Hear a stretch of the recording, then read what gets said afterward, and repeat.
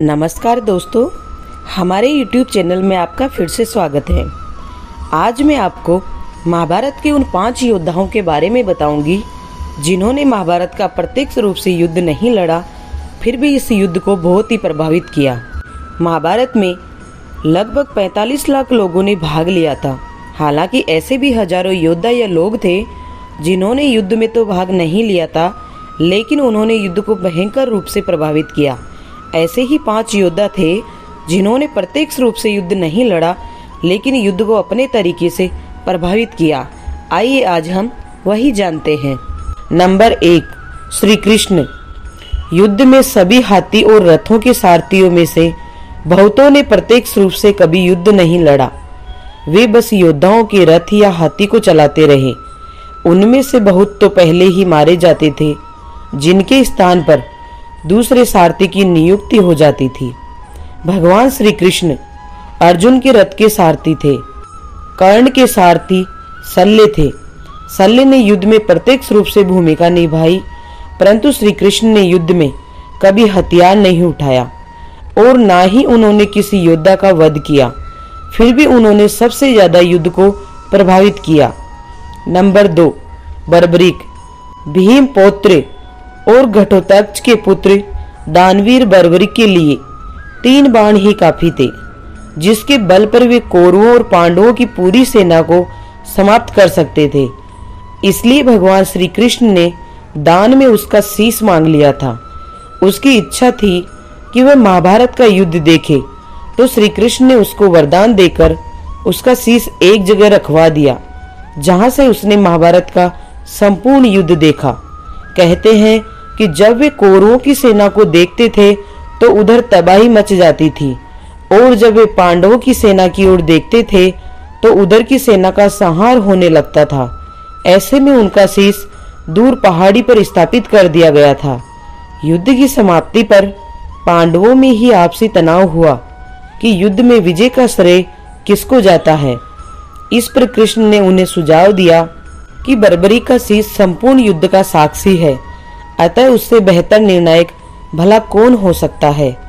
इस पर बर्बरीक के शीश ने उत्तर दिया कि उन्हें तो युद्ध भूमि में चारों ओर सिर्फ श्री कृष्ण का सुदर्शन चक्र ही घूमता हुआ दिखाई दे रहा था, जो कि शत्रु सेना को काट रहा था। महाकाली दुर्गा कृष्ण के आदेश पर शत्रु सेना के रक्त से भरे प्यालों का सेवन कर रही थी। नंबर 3, इंद्र। जब इंद्र को पता चला कि उनके पुत्र अर्जुन को कर्ण से बहुत बड़ा खतरा है, तो वे श्री कृष्ण के पास पहुंचे। श्री कृष्ण ने उनको सलाह दी कि कर्ण बहुत ही बड़ा दानवीर है। आप उसके दान देने के समय पर ब्राह्मण के वेश में पहुंचकर उससे दान लेने का संकल्प कराने के बाद उससे कवच और कुंडल मांग लो। इंद्र ने ऐसा ही किया, लेकिन कवच कुंडल ले जाने के बाद आकाशवाणी हुई कि तुमने धोखे से कर्ण के कवच कुंडल ले लिए हैं, इसके बदले तुम्हें भी कुछ देना होगा, अन्यथा तुम्हारा ये रथ भूमि में ऐसा ही धंसा रहेगा और तुम भी धंस जाओगे। तब इंद्र ने वापस लौटकर कर्ण को अपना अमोघ अस्त्र देकर कहा कि इसे जिस पर भी चलाओगे वह निश्चित ही मारा जाएगा। ये अचूक है, लेकिन इसका उपयोग एक ही बार कर सकते हो। कर्ण उस अस्त्र से अर्जुन को मारना चाहता था, लेकिन दुर्योधन और कृष्ण के कहने पर उसमें मजबूरन ये अस्त्र घटोत्कच पर चलाना पड़ा। नंबर 4, हनुमान जी। भीम और हनुमान जी दोनों ही पवन पुत्र माने जाते हैं। भीम ने हनुमान जी की पूंछ उठाने का साहस किया था, लेकिन उनको क्षमा मांगनी पड़ी थी। दूसरा, हनुमान जी ने अर्जुन का भी घमंड चूर कर दिया था। बाद में श्री कृष्ण की युक्ति के अनुसार हनुमान जी से पांडवों ने जीत का आश्वासन ले लिया था। इसी के चलते वे युद्ध में अर्जुन के रथ के ऊपर ध्वज में विराजमान हो गए थे। हनुमान जी की शक्ति के चलते ही श्री कृष्ण का रथ युद्ध भूमि में टिका रहा और अप्रत्यक्ष रूप से अर्जुन की सहायता की थी। नंबर 5, युयुत्सु। कौरवों का सौतेला भाई, जिसने युधिष्ठिर के समझाने पर युद्ध में ऐन वक्त पर कौरवों को छोड़कर पांडवों का साथ देने का निश्चय किया। अपने खेमे में आने के बाद युधिष्ठिर ने एक विशेष रणनीति के तहत युयुत्सु की योग्यता को देखते हुए उसे योद्धाओं के लिए हथियारों और रसद की आपूर्ति व्यवस्था का प्रबंधन देखने के लिए नियुक्त किया। इस तरह कौरवों की सेना कमजोर हो गई, क्योंकि वे कौरवों की सेना और उसकी शक्ति का संपूर्ण ज्ञान रखते थे। जब युधिष्ठिर सशरीर स्वर्ग जाने लगे, तब उन्हें परीक्षित को राजा और युयुत्सुक को उनका संरक्षक बना दिया।